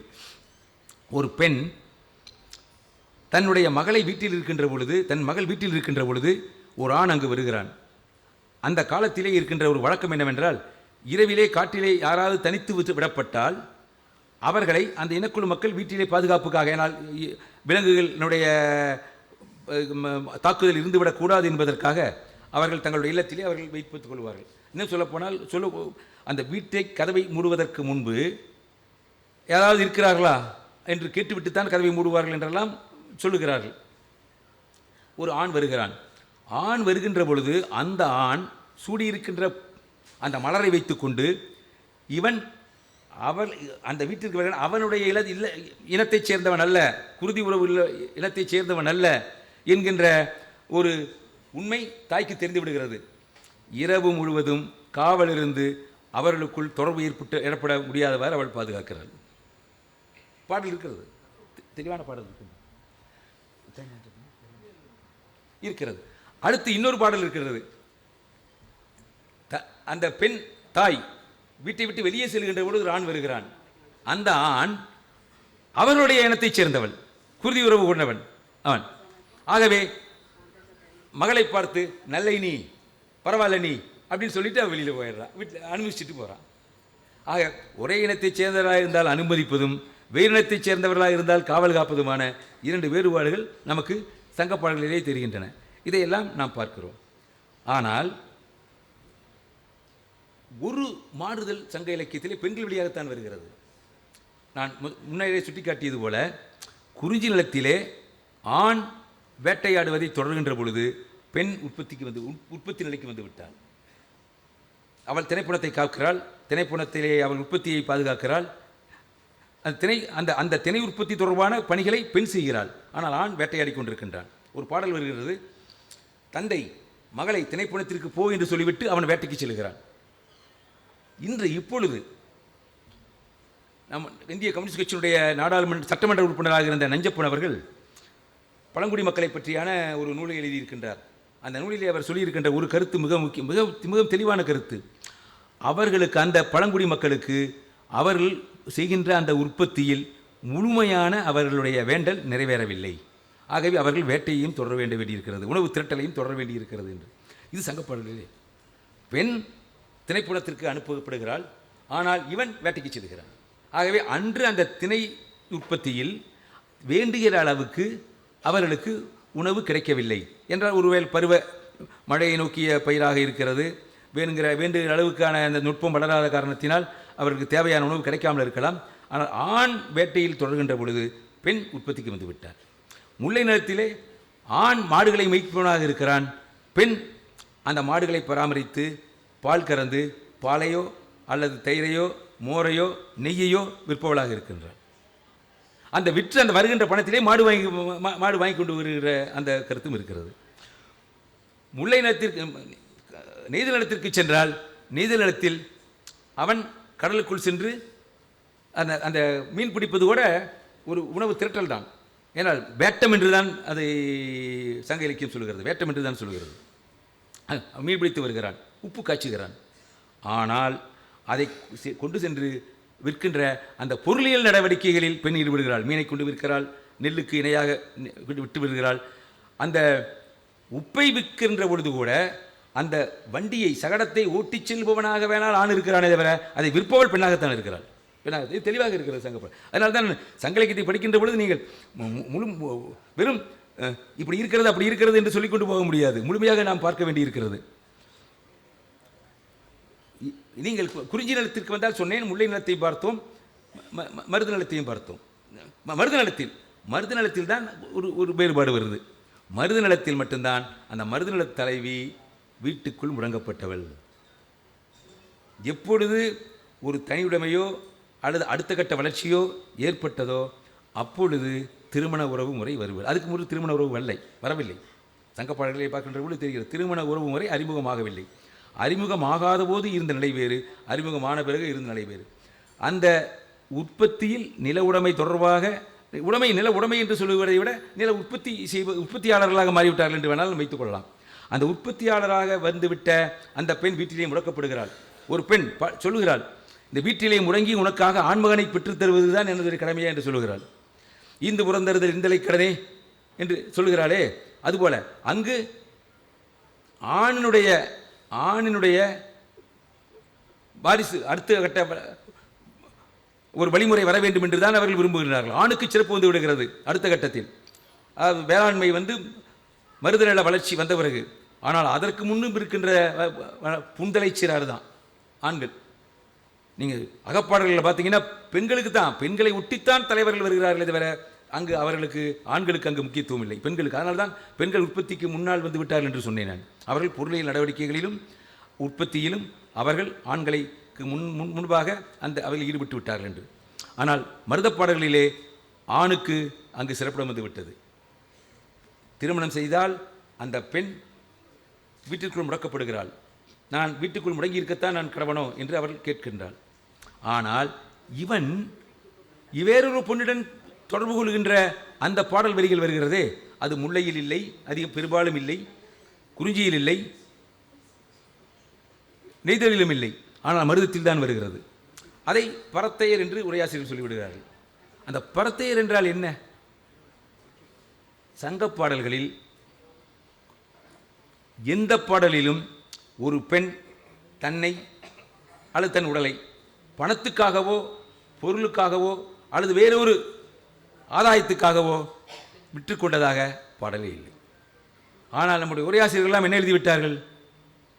பரத்தையர் எழுதிவிட்டார்கள். ஒரே ஒரு பாடலை எடுத்துக்காட்டாக காட்டிவிட்டு அதை பற்றி விளக்கலாம் என்று எண்ணுகின்றேன். அகநானூறு 16வது பாடல். ஒரு பெண் சாலையிலே நடந்து வருகின்ற பொழுது ஒரு குழந்தை விளையாடி கொண்டிருக்கின்றது. அந்த குழந்தையை பார்க்கின்ற பொழுது அந்த பெண்ணுக்கு தலைவனுடைய அவளோடு தொடர்பு கொண்டிருக்கின்ற தலைவனுடைய அடையாளம் இருப்பது போல் தெரிகிறது. உடனே அவனை வாரி அணைத்து முத்தமிடச் செல்லுகிறாள். அப்பொழுது அந்த குழந்தையை பெற்ற தாய் அங்கு வந்து விடுகிறாள். தாய் வந்தவுடன் இவளுக்கு வெட்கம் வந்து விட்டது, தயக்கம் வந்து விட்டது என்று வேணாலும் வைத்துக் கொள்ளலாம். வெட்கம் வந்து விட்டது, தயங்குகிறாள். தயங்கினவுடனே அந்த தலைவி சொல்லுகிறாள், ஏன் தயங்குகிறாய்? கற்பில் சிறந்தவளே என்கின்ற அந்த பொருள்படுபடியான சொற்களை சொல்லி ஏன் தயங்குகிறாய், அவனும் முன்பிருந்தானே என்று சொல்லுகிறார். அவர்கள் பரத்தையராக இருந்திருந்தால் அல்லது பொருளுக்காக தங்களை விற்றுக்கொள்பவர்களாக இருந்திருந்தால் அதை சொல்ல வேண்டியதில்லை. அப்படின்னா அவர்கள் யார்? 2 வகையான அந்த வேறுபாடுகளை நாம் பார்க்க வேண்டும். அந்த திருமண உறவு முறை, அந்த சமூகவியல், அதான் மானிடவியல் சமூகவியல் அடிப்படையிலும் இதை பார்க்க வேண்டும் என்று சொன்னது அதற்காகத்தான். திருமண உறவு முறை அல்லது அந்த தனி உரிமை என்பது தோன்றுவதற்கு முன்பாக ஒரு திருமண உறவு முறை வரவில்லை. திருமண உறவு முறை வருவதற்கு முன்பு ஒரு இனத்தைச் சேர்ந்தவர்கள் அதே இனத்தைச் சேர்ந்த பெண்களும் ஆண்களும் தொடர்பு கொள்வதற்கான ஒரு வாய்ப்பு இருந்தது. அந்த வாய்ப்பின் அடிப்படையில் அதனுடைய அல்லது எச்சமாக அந்த ஆணுக்கு அந்த பெண் வாழ்க்கைப்பட்டு வீட்டிலேயே முடங்கி இருக்கின்ற பொழுது அது உடைமையாளருடைய அல்லது நில உரிமை உற்பத்திக்கு வந்துவிட்டவருடைய வாழ்க்கை முறை. ஆனால் அது இல்லாமல் இருக்கின்ற அந்த பெண்கள், திருமண உறவு முறைக்குள் வராத பெண்கள் இருக்கின்றார்களே, அந்த பெண்களோடு தலைவன் முன்னைய எச்சங்களின் காரணமாக உறவு கொள்கிறான். என்றால் அங்கு அந்த பெண் பழிக்கப்படுவதில்லை. நீங்கள் மருத பாடல்களில் வருகின்ற அந்த பாடல்களை பார்த்தால் அந்த பாடல்களை பெண் பழிக்கப்பட மாட்டாள், ஆண் தான் பழிக்கப்படுவான். ஏனென்றால் அங்கு ஆணுக்குத்தான் முதலில் கற்பு இருந்தது, பெண்ணுக்கு கற்பு இருக்கவில்லை, சொல்லப்படவில்லை. ஆணுக்குத்தான் கற்பு இருந்தது. பிறனில் விளையாமை திருக்குறளுக்கு நீங்கள் வாருங்கள். திருக்குறளுக்கு வந்தால் பிறனில் விளையாமை நீங்கள் பாடலை படித்து பார்த்தால் பிறனில் விளையாமை என்பது ஆண்களுக்குத்தான் சொல்லப்பட்டதை தவிர பெண்களுக்கு சொல்லப்படவில்லை. ஆனால் கற்பு என்பது ஆண்களுக்குத்தான். அதே போல வரவின் மகளிருக்கு சென்றாலும் கூட அந்த வரவின் மகளிரோடு திருமணமாகாத பெண்கள் தான், பரத்தையர் அல்ல, திருமணமாகாத. அங்கு சில இடத்தில் பொருள் என்றெல்லாம் வருகிறது, அது அடுத்த கட்ட வளர்ச்சியினுடைய தொடக்கமாக இருக்கலாம். ஆனால் அங்கு ஆணுக்குத்தான் மீண்டும் மீண்டும் கட்டுப்பாடுகள் விதிக்கப்படுகின்றன தவிர பெண்ணுக்கு கட்டுப்பாடு விதிக்கப்படவில்லை. ஆகவே இந்த நாம் இந்த பாடல்களை பார்க்கின்ற பொழுது இந்த கண்ணோட்டத்திலையும் நாம் அதை பார்க்க வேண்டிய தேவை ஏற்படுகின்றது. ஒவ்வொரு சங்க இலக்கியத்திலே இருக்கின்ற இவ்வளவு விவரங்கள் இன்னும் சொல்லிக்கொண்டே போகலாம். இவ்வளவு விவரங்களும் சங்க இலக்கிய பாடல்களிலே தெளிவாக ஏதோ நாம் உய்த்துணர்ந்து ஆராய்ச்சி செய்ய வேண்டியதில்லை. உரையாசிரியர்களை விட்டு விட்டு படித்தால் உங்களுக்கு புரிந்துவிடும், வேற ஒன்றும் இல்லை. விஷயம் அவ்வளவுதான். உரையாசிரியர்களையும் தொல்காப்பியத்தையும் கொஞ்சம் விட்டு விடணும். தொல்காப்பியத்தை நீங்கள் தொட்டிங்கன்னா மாட்டிக்குவீங்க. ஏன்னா அவர் ஒரு இலக்கணத்தை கொடுத்துருப்பாரு, அந்த இலக்கணத்துக்குள்ளே நீங்கள் போய் பார்த்தீங்கன்னா மாட்டிக்குவீங்க. அல்ல, அந்த தொல்காப்பியத்தினுடைய அந்த வரையறைகளுக்கும் அப்படி கொஞ்சம் தள்ளி போய், உரையாசிரியர்களுடைய அந்த பொருளுக்கும் அப்படி தள்ளி போய் நீங்கள் பாடல் வரிகளை மட்டும் படித்தோம்னா இதெல்லாம் நம்மளுக்கு கிடைக்கும். அப்போது நாம் சங்க இலக்கியத்தை, சங்க காலத்தை பார்ப்பதற்கு இவற்றை நாம் பயன்படுத்திக் கொள்ள வேண்டும். அடுத்தடுத்து நாம் சொல்ல வேண்டியது, இன்னும் நாம் சங்க இலக்கியத்தை ஆழமாக படிக்க வேண்டும் என்றால், போர் என்று சொல்கிறோம். போர் என்றால் என்ன? ஏதோ அரசனும் போரிட்டுக் கொண்டதாகத்தான். அரசனும் போரிட்டுக் கொண்டது என்பது வள நிலங்களுக்குத்தான். வள நிலங்கள் ஏற்படுகின்ற வரை சங்க இலக்கியத்தையே வருகின்ற மோதலெல்லாம் உற்பத்தி நிலங்களை கைப்பற்றுவதற்கான போர்கள் தான், நாடுகளை கைப்பற்றுகின்ற போர் அல்ல. ஒரு இனக்குழு இன்னொரு இனக்குழுவினால் வெல்லப்படுகின்ற பொழுது அந்த இனக்குழு அவர்களை அடிமையாக்கவில்லை. இரண்டு பொருள்களையும் நீங்கள் தெளிவுபடுத்திக் கொள்ள வேண்டும். இரண்டு நிலைகள் இருக்கின்றன. ஒன்று,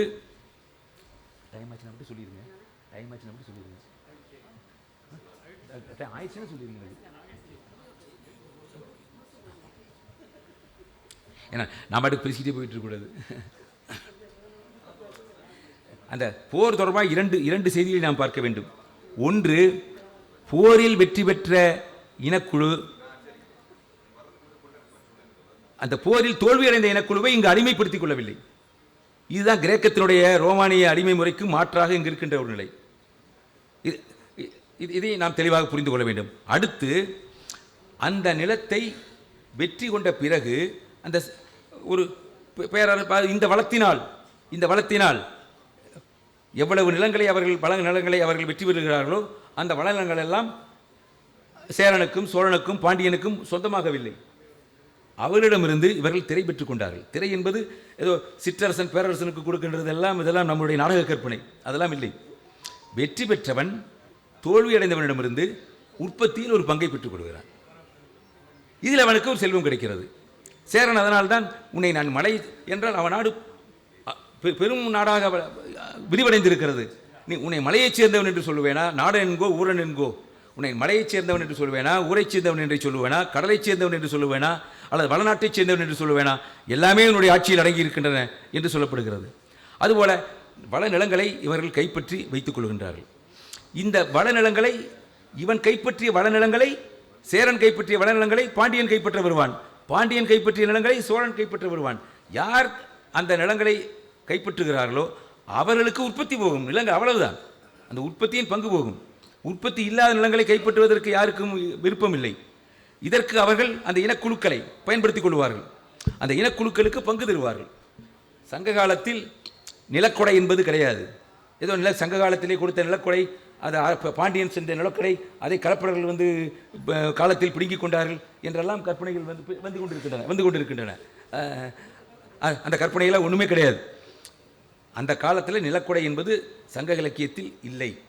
ஆனால் அதனால்தான் அந்த அரசன் சொல்லுகிறான், அந்த போர் வீரன் சொல்லுகிறான், நான் அரசனுக்காக வேந்தனுக்காக போரிடச் செல்கின்ற பொழுது எனக்கு வளநிலங்களை கொடுங்கள், வாழை கமுகு போன்ற அந்த வளமான அந்த மின்புல நிலங்களை கொடுங்கள், அந்த வன்புல நிலங்களை எங்களுக்கு வேண்டாம் என்று சொல்லுகிறான். ஏனென்றால் இவர்கள் எல்லாம் வன்புலத்திலிருந்து வந்தவர்கள், வீரர்கள் எல்லாம். அதனால் வீரர்களுக்கு வன்புலத்தை கொடுத்து விடுவார்கள். ஆகவே போரில் வெற்றி பெறுவதற்கு உதவியதற்காக அவர்களுக்கு கிடைத்த பங்கு அது. அவ்வளவுதான். வேந்தருக்கு கடனே, நன்னடை வழங்குதல் வேந்தருக்கு கடனே என்பது கொடையல்ல, அது போரில் பங்கு பெற்றதற்காக அவருக்கு கொடுக்கின்ற ஒரு பங்கு, அவ்வளவுதான். அதில் தமிழகத்திலே ஏற்பட்ட ஒரு நிலை, மீண்டும் நாம் ஏன் இங்கு கட்டமைப்புகள் உருவாகவில்லை என்பதற்காக நான் சொல்கின்றேன். இங்கு ஏற்பட்ட நிலை, வெற்றி பெற்ற குழு, ரோமானியத்தில் வெற்றி பெற்ற குழு தோல்வியடைந்த குழுவை அடிமைப்படுத்திக் கொள்ளும். கிரேக்கத்தில் வெற்றியடைந்த குழு தோல்வியடைந்த குழுவினை அடிமைப்படுத்திக் கொள்ளும். ஏனென்று நான் இன்னும் எனக்கு சொல்ல முடியவில்லை என்றாலும் கூட, இங்கு என்ன காரணத்தினால் என்று சொல்ல முடியவில்லை. நுட்பம் காரணமாக இருக்கலாம், அல்லது அந்த உழைப்புக்கான ஆற்றல் இல்லாமல் இருக்கலாம், வேறு காரணங்கள் இருந்திருக்கலாம். ஆனால் இங்கு வெற்றியடைந்த குழு தோல்வியடைந்த குழுக்களை அடிமைப்படுத்திக் கொள்ளவில்லை. அதற்கு மாறாக உற்பத்தி பொருளில் பங்கு வாங்கி பெற்றுக்கொண்டார்கள். அதனால் இங்கு மூலதனம் உருவாகவில்லை. அந்த மூலதனம் உருவாகாத காரணத்தினால்தான் இங்கு கட்டமைப்புகள் உருவாகவில்லை. அதை நாம் மனதில் நாம் வைத்துக் கொள்ள வேண்டும். இங்கு ஏன் கட்டமைப்புகள் உருவாகவில்லை என்றால் இங்கு மூலதனம் உருவாகவில்லை. இதை நாம் மனதிலே வைத்துக் கொண்டு பார்க்க வேண்டும். ஆக இந்த சமூகம் ஒரு வேறுபட்ட முறையிலே இங்கு வளர்ந்திருக்கிறது. அதே அடுத்த கட்டம் வருகின்ற பொழுது சங்க இலக்கியம் எங்கு முடிகிறது என்று பார்த்தால், வேந்தர்களெல்லாம் பெரும் செல்வர்களாக இருந்தார்கள், சேர சோழ பாண்டியர்களெல்லாம் பெரும் வேந்தர்களாக இருந்தார்கள் என்பது உண்மைதான். ஆனாலும் கூட இந்த வேந்தர்களுக்கு இணையாக அந்த உற்பத்தியில் ஈடுபட்ட அந்த மருதநிலத்திலே இருந்த அந்த வேளாண் மக்கள், வேளாளர்கள் என்று நான் சொல்லவில்லை, ஏனென்றால் சங்க இலக்கியத்தில் வேளாண் என்று சொல்ல அவர்களுக்கு சொல்லப்படவில்லை. அந்த வேளாண் தலைவர்கள் வந்து விட்டார்கள். அவர்கள் வேந்தர்கள் சென்று அவரிடம் பெண் கேட்கின்றார்கள். பெண் கேட்கிற மகற்பாடு காட்சி பாடல்கள் 30 பாடல்களுக்கு மேல் 30-35 பாடல்கள் இருக்கின்றன. அந்த பாடல்களிலே வேந்தர்கள் பெண் கேட்கிறார்கள், பெண் கொடுக்க மறுக்கிறான். அவன் சொல்லுகிறான், எங்களை விட அதிக செல்வம் கொண்டவள் அல்ல இவன், அருங்குண்டியல் என்றால் இவளுக்கு என்ன பெண் வழி சமுதாயம் தான் அருங்குண்டியல், இவளுக்கு அருங்குண்டியல், இவளுக்கு செல்வம் ஏராளமாக இருக்கின்றது, உனக்கு அந்த அவளை எங்களுக்கு இணையாக இல்லாதவருக்கு நாங்கள் பெண் கொடுக்க மாட்டோம் என்று சொல்கிறார். இது அடுத்த கட்ட வேலை. அதனால சேர சோழ பாண்டியர்கள் திடீர்னு மறைஞ்சிருவாங்க. அதுக்கு ஒரு காரணம் இல்லை. இந்த வேளாளர்களுடைய வளர்ச்சி அந்த சேர சோழ பாண்டியர்களுடைய செல்வத்தை, இவங்க அடுத்தவங்க உற்பத்தியில் பங்கு வாங்கிட்டு இருந்தவங்க, அவங்க உற்பத்தியிலேயே வளத்தை சேர்த்துக்கிட்டவங்க. அதனால் என்னோடு இணையாக இல்லாதவர்களுக்கு நான் பெண் கொடுக்க மாட்டேன் என்று அவர்கள் மறுக்கின்றார்கள். இதுபோல பல இடங்களில் நாம் சங்க இலக்கியத்தை வேறு வகையில் இன்னும் இதை நான் சொல்லிக்கொண்டே போகலாம், மணிக்கணக்கில் சொல்லிக்கொண்டு செல்ல வேண்டும். இது ஒரு சில குறிப்பிட்ட சில மணித்துளிகளில் அல்லது ஒரு மணி நேரம் அதற்குள் முடித்துக் கொள்வதல்ல. இதுபோல பல கருத்துக்களை நான் சொல்லிக்கொண்டே போகலாம். இத்தகைய ஒரு நிலைகள் இருக்கின்ற பொழுது நாம் சங்க இலக்கியங்களை மேலும் படித்து ஏனென்றால் கிட்டத்தட்ட ஒரு 100-150 ஆண்டுகளாக சங்க இலக்கியங்கள் பதிப்பிக்கப்பட்டு இன்று அனைவருடைய கையிலும் கிடைத்திருக்கின்றன. ஆய்வுகள் நடக்கின்றன. பல மாணவர்கள் முதுகலை இளங்கலை எல்லாம் படிக்கின்றார்கள். இவர்கள் படிப்பதற்கு வாய்ப்பு ஏற்பட்டு 200 ஆண்டுகள் ஆகியும் நாம் சங்க இலக்கியங்களை முழுமையாக புரிந்து கொள்ள முடியவில்லையோ என்கின்ற ஒரு நிலை இருக்கிறது. அதை புரிந்து கொள்ள வேண்டும். இது ஒரு பண்பில் மிகச்சிறந்த ஒரு சமுதாயத்தை உருவாக்கி இருக்கின்ற தமிழர்கள் என்பதில் நாம் பெருமைப்படுவதில் எந்த விதமான ஐயமும் தயக்கமும் நமக்கு தேவையில்லை. முதலில் ஒன்றாவது. இரண்டாவது, நாம் சுமேரிய நாகரிகத்தை போன்றோ சிந்துவெளி நாகரிகத்தை போன்றோ நாம் அமையவில்லை என்கின்ற ஒரு மனக்குறை நமக்கு இருக்க வேண்டிய தேவையில்லை. ஏனால் அதையும் மிஞ்சிய நிலை. ஏனால் இரும்பு எப்படி காலம் நமக்கு வந்து விட்டதோ அதுபோல அடுத்த கட்டங்களில் அடுத்தடுத்த ஆய்வுகள், அடுத்தடுத்த அகழ்வாய்வுகள் இன்னும் நமக்கு தெளிவான கருத்துக்களை வழங்கும். அதை நாம் பெறுகின்ற பொழுது நம்முடைய நாகரிகமும் பண்டைய நாகரிகங்களில் ஒன்றானது, முதன்மையானது என்கின்றதை நாம் புரிந்து கொள்ள வேண்டும். அடுத்து இந்த கட்டிடங்கள் மட்டுமல்ல, நமக்கு ஆகச்சிறந்த பண்பாட்டு கருவூலங்கள் நம்மிடம் இருக்கின்றன. இந்த கருவூலங்களை முன்வைத்து ஒரு பண்பாட்டை உருவாக்கிய ஒரு சமூகமாக இது எப்படி மலர்ந்திருந்தது என்பதை நாம் முன்னிறுத்துவதற்கு ஒரு வாய்ப்பாக நாம் இதை சங்க இலக்கியங்களை நாம் படிக்க வேண்டும், புரிந்து கொள்ள வேண்டும். ஏனென்றால் அடிமை முறை எல்லா வடநாட்டிலும் கூட அடிமை முறை இருந்திருக்கிறது. ஆனால் தமிழ்நாட்டில் அடிமை முறை இருக்கவில்லை என்றால் இதற்கான காரணம், இங்கும் அடிமை முறை இருந்தது என்று சிலர் சொல்லுகிறார்கள். ஆனால் அடிமை முறை இருக்கவில்லை, இருந்ததாக பாடல்கள் எங்குமே இல்லை. ஆகவே இந்த அடிமை முறை இல்லாத, கடவுள் நம்பிக்கையில் ஒரு படைப்பு தத்துவம் இல்லாத, படைப்பு மெய்யியல் இல்லாத ஒரு புதிய சமுதாயத்தில், ஒரு புதிய நாகரிகத்தில் மக்கள் இலக்கியங்களை படைத்திருக்கின்றார்கள். அந்த பாடல்கள் நம்மிடம் இருக்கின்றன. 2000 பாடல்களுக்கு மேல் இருக்கின்றன. அவை தெளிவாக பல விவரங்களை தருகின்றன.